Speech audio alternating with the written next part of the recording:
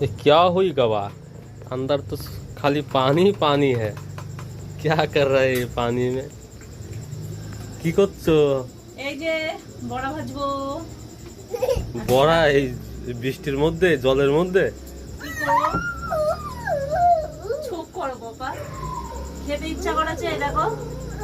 বাহ, এই পাতাগুলো তুলেছি এখান থেকে চুরি করেছি।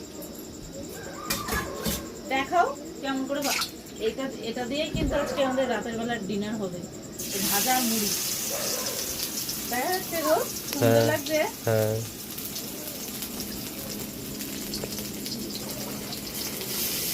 এটা আমার শাশুমার কাছ থেকে শিখেছি।